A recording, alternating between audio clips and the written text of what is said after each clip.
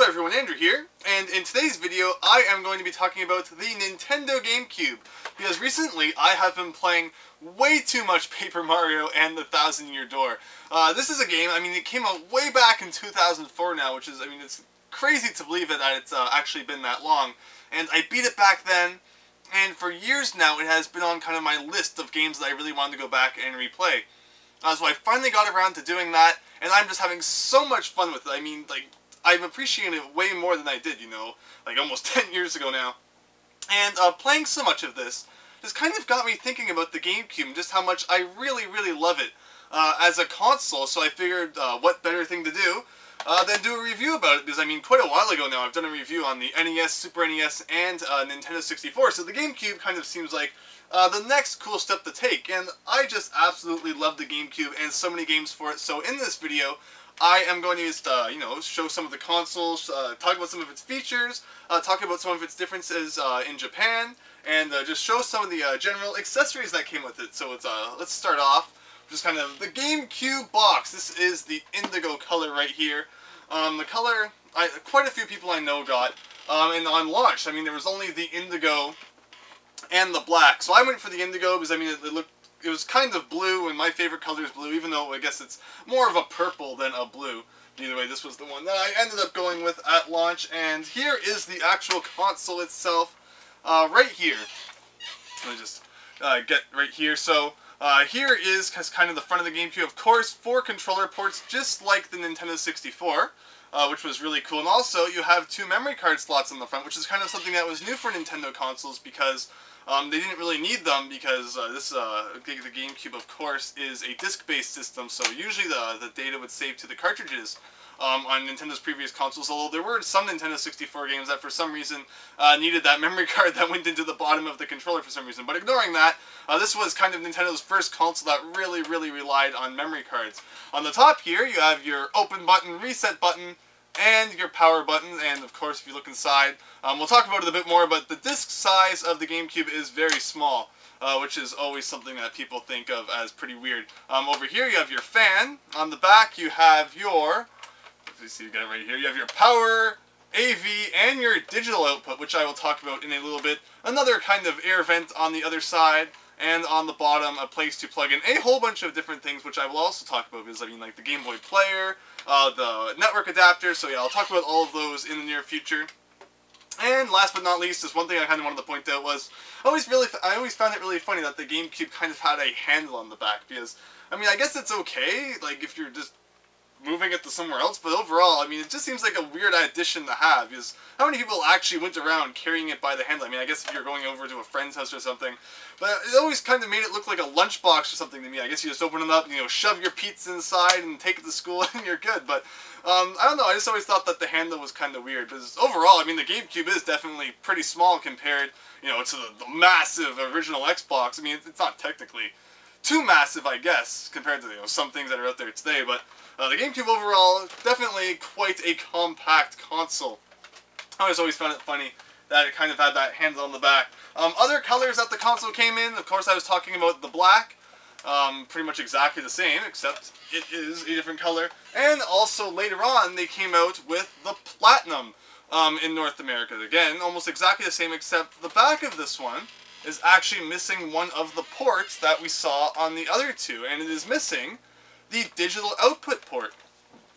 And that is because what the digital output port did was you could plug it into better quality TVs to get a better quality picture. Just it had the blue and green ends, of course made the picture quality better. But the stupid thing about that was that you had to order that cord directly from Nintendo's website. You couldn't just go to the store and buy it. Combine that with the fact that not many people, back then in around 2001 when this came out, had TVs that would even support that. Overall, the cord definitely wasn't very popular. Not many people bought it, so eventually Nintendo said, we're just wasting money putting this part into the console, so they eventually just went with the typical kind of AV cord with the red, yellow, white plugs. Unfortunately, that makes the cord that plugs into your digital output port quite rare. So if you do have one of these GameCubes and you did want a better quality picture, because you have a TV now these days that would support that, getting your hands on that cord is ridiculous. And if you go to the internet for it, you're gonna pay like 100 to 200 bucks for it, which is absolutely crazy, just because of how rare it was. So, unfortunately, that port does not get very much use, but it is kind of interesting just to point out that it is there. Also, the cord had some kind of chip built into it, so it's not possible for someone to make a knockoff version of it, like there are knockoff versions of other cables out there. So overall, not very many people have ever actually used that port, which is unfortunate because I would love to have better quality GameCube kind of video on my TV. But I think that you get the same result if you play your GameCube games on a Wii with like the component cable. Although I'm not 100% sure if it's as good or if it's exactly the same, but I think it is. Hopefully someone who knows exactly all about that can post that in the comments. I usually just use the red, yellow, white because I'm not too worried about the little bit of an improvement. But overall, and that's just kind of a weird tidbit to point out about the GameCube and that cord, is I know so many people who are like, I have absolutely no idea what that kind of spot there is for. So that is what it is all about. So just get that there like that. Okay, so next up, let us talk about the GameCube controller. And I absolutely love the GameCube controller. Just always thought, it feels awesome in your hands. The funny thing about the GameCube controller is that it's always really reminded me of the Virtual Boy controller. I mean, just the way it has those two hand grips, and I don't know, I mean, the button placement isn't really kind of the same, but just because of the hand grips, I've always thought, like brothers or something like that. I don't know, but overall, the GameCube controller, I always thought was like a huge improvement over the N64 controller. I never really minded the N64 controller, like some people complain because, like had the weird kind of three-handle thing, but overall, some improvements here are definitely the thumbstick. It's bigger, and it's not like, the plastic like the Nintendo 64 one was. So, you played Mario Party and stuff, or even just playing normal games, it would grind the skin right off your thumb. So that was pretty good. The D-pad down here is a good spot for it. The C-stick, usually used for changing camera angle, or even other things like, in Smash Brothers would be used, instead of, using A and the thumbstick. Start button in the middle. GameCube controller was the second Nintendo controller to not have a select button, even though, Nintendo was pretty much the kind of people who invented the select button on the NES controller, and then they stopped using it. Meanwhile, PlayStation and all the other companies are still using it, which I always find kind of funny. And then you have your A, B buttons, and the X and Y buttons make a return after being completely absent from the N64 controller, even though they were on the Super Nintendo controller. And then, of course, on top, you have your L and R buttons, which I've always really kind of liked the way that they feel. I know some people who aren't really a big fan of the GameCube L and R buttons, but they were sensitive, so that if you just pushed it down a little bit, the game would recognize that. Or you could push it down all the way until it clicked, and the games would recognize that too. So they could actually do different things with that, which was really neat. And your Z button thing is up here, which people always found really strange, as I mean, it went from being on the bottom as kind of like a trigger, up onto the top, where, it's just kind of strangely in front of the R button. But that's cool too. It's used for some things. Overall, I mean, I think there's enough buttons that, this button's not too much to worry about. I know some people complain that there's only one set of shoulder buttons instead of two, which became a popular thing around this generation, even last generation. I guess the Sony PlayStation had two. But anyway, that is a quick look at the GameCube controller. I've always really liked it. I love the kind of position of the thumbstick.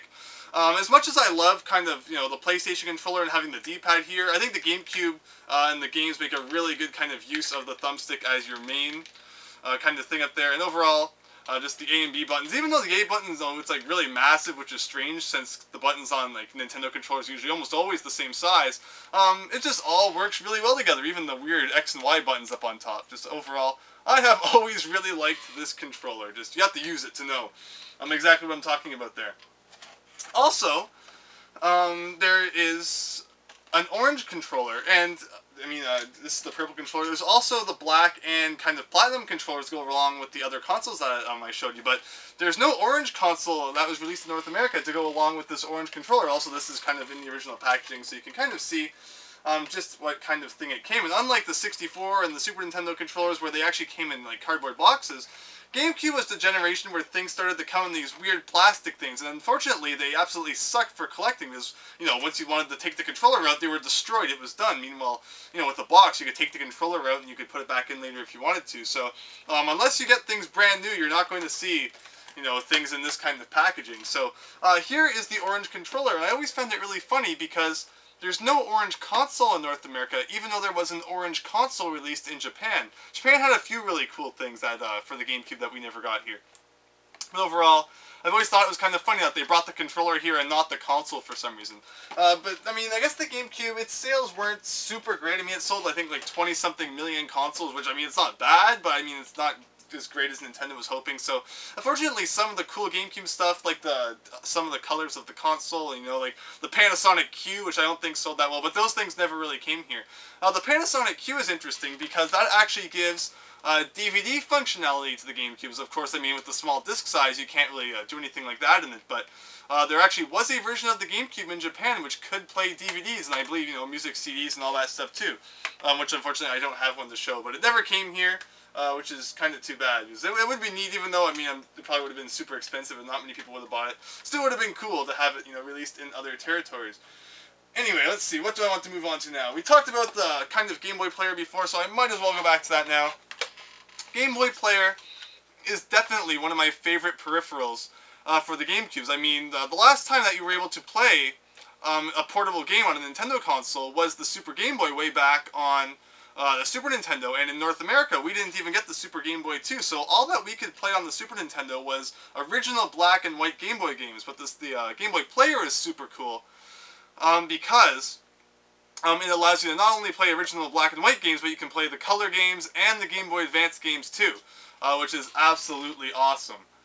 So I've always really liked that. It also has a link port on the front for either your Game Boy original, or sorry, not the very original Game Boy, but either your Game Boy Color, or your Game Boy Pocket, or your Game Boy Advanced link cable. And yeah, overall that just kind of sticks into one of those ports on the bottom I was talking about. And yeah, you can play Game Boy games on your TV, which is really neat. Unfortunately, one of the things that people always complained about is that you couldn't just put your Game Boy game in and it would automatically detect that. You had to put the Game Boy Player startup disc in there in order to play your games. I mean, overall, I never thought that was really too big of an issue. I mean, just, you know, it takes a few seconds to put the disc in. But I guess if you find one at the thrift store or something like that, the disc usually won't be with it, so it kind of sucks in that respect. But overall, if you bought one new, I never really saw having to put a disc in order to use it that big of an issue. But just thought I would quickly talk about that, because overall, the Game Boy Player is definitely one of the main reasons that, I mean, I would recommend having a GameCube, because, I mean, you can play GameCube games on your Wii, but being able to play Game Boy Advance and the original Game Boy games on your TV is awesome. I mean, it looks really nice on your TV, too, not stretched or anything like that. So, that's definitely one of the main reasons that I see people still having GameCubes for today. I still use the GameCube when I play GameCube games instead of, like, you know, the Wii, just because I like the GameCube more. But overall, if you don't see the point, because your Wii plays the GameCube games, that's definitely a good reason to still get one, so that you can play Game Boy games on your TV. But enough about that point. What should I move on to next? Let me move on to the peripherals. Why not? Next, I mean, other peripherals, I suppose. And the next thing that we're going to talk about is the GameCube memory card. Again, one of those packages that once I open it, it's destroyed forever. This one right here is the second version of the GameCube memory card. Well, I'm just going to be talking about the official one. So this is kind of the second edition of the official memory card, which was black, and it has 251 blocks of memory on it. The original GameCube memory cards were gray, and they only had 59 blocks, and that actually was not very much at all. Because, I mean, there's some GameCube games where, you know, a 59 block memory card, you could store tons of games on it because they only take up 1 or 2 blocks. But then, on the other hand, you had games like Animal Crossing, which took up like 50 blocks, and Nintendo realized that that was so many that they actually included their own separate memory card with every single copy of Animal Crossing, so that, you know, you didn't, you know, take up your whole memory card otherwise. And I guess they figured that if it took up so many blocks, people wouldn't buy Animal Crossing because they wouldn't want to go and have to buy a whole separate memory card for it. So they were nice enough to include one with it. But, you know, say you got this for like your birthday or something and you didn't like Animal Crossing, you could always use the memory card for something else, which is kind of funny too.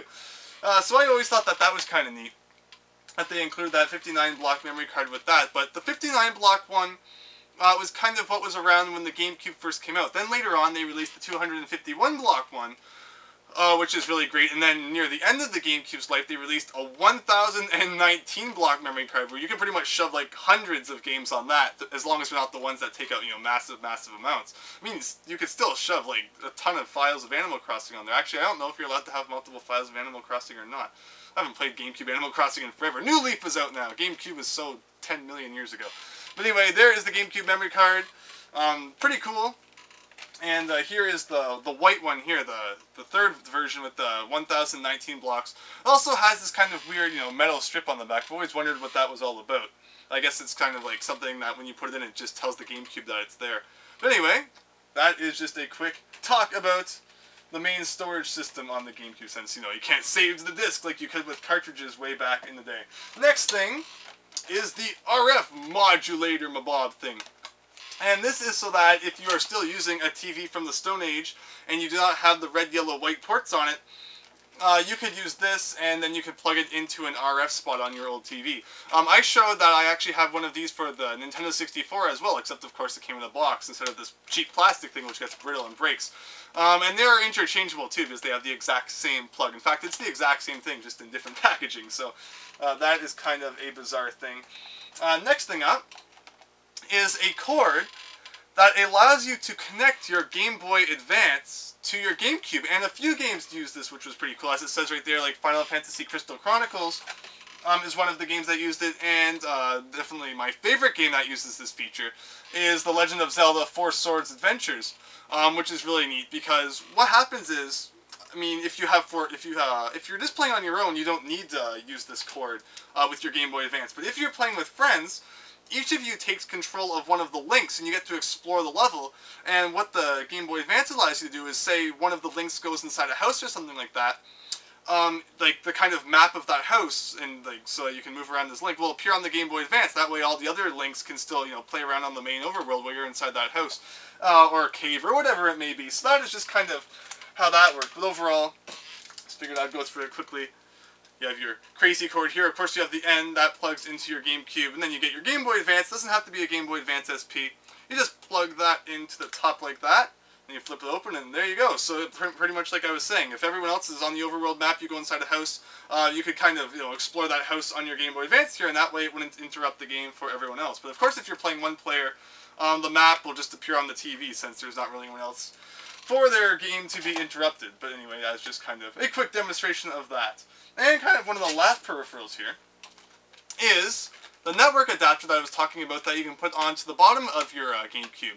Overall, unlike PlayStation 2, which there was quite a few games online, and Xbox, which there was tons of games online, and I mean their network was a big selling point of the console, GameCube had very, very few games that actually used this thing.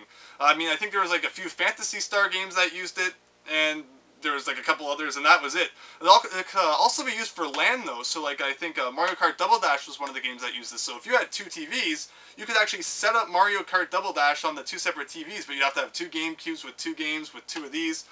And then you could, you know, have your own separate screen instead of having to have the screen divided in half when you're playing two-player. And that's actually a really cool use for it, but I don't think that anyone has actually ever done that. Maybe like two people in the whole world. Mine is in the packaging, so unfortunately I have not tried that. These things are definitely not easy to come by, because almost like that digital cord, I don't think they sold very well at all, but since they were sold in stores, I guess they were sold at least a little better than these obscure things that no one would ever even think to go onto the Nintendo's website and buy. But that is just what that is. Again, that plugs into one of the spots on the bottom of the GameCube, so you could use that. But overall, kind of just a crazy thing. And I realize this now, I did not show earlier. One of my most bizarre things in my collection, I mean, I always really love collecting those bizarre things. I should have shown this back when I was talking about the Game Boy Player. But that is my boxed Korean Game Boy Player, which I always find really funny. Pretty much it's exactly the same as the other Game Boy Player, except it's from Korea. Also, it's funny to note that it still comes in a cardboard box, because North America, I actually don't know about Europe, but North America seems to be one of the only places that really, you know, went with the weird plasticky thing. Meanwhile, in Japan and at least Korea, peripherals and stuff still came in cardboard boxes, which I love, because cardboard boxes are so much nicer to display than these things. I mean, overall, I do like that, you know, I can kind of hang things like this from the ceiling. I did do a video once where I showed all the stuff that's hanging around, but overall, I like cardboard boxes more. One of the main things I want to show on this, though, is on the back, how it shows that there are actually different colors of the Game Boy Player, so that you could get whichever color kind of corresponded to your model. Meanwhile, in North America, every single Game Boy Player was black, because I mean, I guess black kind of goes, you know, with all the different colors. You know, black looks fine on the bottom of the indigo one, or the black one, of course, or the silver one, but, you know, it'd be weird if purple was the only color. It was purple and black would not go well together. But overall, what I'm trying to say is it's just neat that in other regions that you could get different colors depending on which kind of console you had. Unfortunately, I got the black one, even though, I mean, Korea did have other colors. But still, I think that's neat to point out. Like, I think Japan even had, like, the orange one for the orange console and stuff like that. So, just kind of neat to point that out. And one of the last peripherals I want to talk about is the crazy GameCube microphone. Kind of like the Hey You Pikachu microphone for the Nintendo 64, except a few games use this rather than just the one. Weird thing about it is that it actually plugs into the memory card slot, because of course, if you're playing a game like Mario Party, which is one of the games that it kind of came with in this one of the big box games, another one like I showed earlier was Zelda, you want to still be able to play 4 players, even if you're using the microphone. So to get around that, you could plug the microphone into the second memory card slot. That way you could still use your first memory card, and you could have all 4 people playing and have the microphone. But overall, only like a couple of really mini games used it. So even if you like bought it used and you didn't have the memory card, you weren't really missing out on anything. So overall, I was never really a big fan of the microphone kind of compatibility. Mario Party 6 came with it and used it too. It's just kind of a neat thing to have and pointed out. Also, another game which heavily used the microphone, because, I mean, the whole point of it, unlike Mario Party where, you know, just a couple of things use the microphone, Odama, with, you know, 500 price stickers up there, was all about the microphone, you know, controlling things with your voice, which is kind of neat, but overall, I've never been really a fan of games that use microphones. I just, like, you know, use my controller. Which I guess is why I'm not a big fan of, you know, the Kinect, and going, Kinect, turn on, Kinect, make me a pizza, Kinect, pay my bills, just want to use the darn controller. But enough about that. I don't like voice recognition things, I just like playing it. But, anyway, one of the last things I'm going to talk about is actually the GameCube in different regions. Now, I deceived you all at the beginning of the video when I showed this purple GameCube, because this purple GameCube is actually Japanese, and I did this to kind of prove that there's pretty much no way that you would ever be able to tell just by looking at the outside that it is Japanese, unless you kind of read the stickers at the bottom. Now, they probably never really came into focus, but there are some Japanese there is some Japanese writing on the sticker there. But overall, the console itself is pretty much exactly the same. The only way you would know the difference is by reading that sticker, or when you put your North American game in, it wouldn't work, because of course, unfortunately, the GameCube is region locked, just like every other Nintendo home console before this. The cool thing is that, I mean, portable consoles, Nintendo ones used to be region-free, like Game Boy, Game Boy Color, Game Boy Advance, are all region-free, even Nintendo DS, but now the 3DS is region-locked, and that always really ticks me off. Because, I mean, there's some games that I actually do really want to import, such as, you know, Ace Attorney versus Phoenix Wright, which do not seem to be coming here. But anyway, enough about that rant. So yeah, this is a Japanese GameCube, and I mean, it looks pretty much exactly the same as the North American one, except for those few things that I pointed out. Where the real differences come in, between Japanese and North American, is the games. And I always love this difference, is how the Japanese cases are so small, which, I mean, makes sense. The discs aren't as big, so why does the case need to be as big? Meanwhile, the North American ones, you know, are the same size as your PS2 and Xbox cases. You might notice that the Japanese case is actually the exact same size as the Game Boy Player disc case, because, of course, since this was just kind of something that came with the Game Boy Player, they didn't need to make it so big. But I guess they figured that in North America, people would see this and, you know, think that, you know, it's obviously the game has to be smaller and not as good as a game that comes in a big case, but so in North America we have this. But overall, I have always really loved these cases. So every Japanese GameCube game has the kind of sliding thing that comes off, and then you get this clear case underneath it, and you open that up, and you know, you get your warning here in your instruction book, and you just get your small disc, and there's even still enough room for the memory card on top. So I've always really loved the Japanese cases. They just look so nice lined up along the shelf. Nice and compact. You can either choose to have your Japanese side facing out, or the English side. Pretty much every single Japanese GameCube game has an English and a Japanese side. I think Pokemon Coliseum is one of my only Japanese GameCube games that doesn't have an English side on it. But anyway, I just thought that I would point that out, because I mean, that's all you really need there. Is, I mean, you open up your North American case, and there's just so much kind of empty space on the kind of right side over here. But your book is bigger too, which I guess is kind of cool. But overall, that's just a difference that I definitely needed to point out. Because I've always really loved kind of the compact size of the Japanese cases. They're just so neat. And the last thing I suppose I will point out that I probably should have pointed out earlier is my favorite controller for the GameCube, and that is, of course, the Wavebird wireless controller.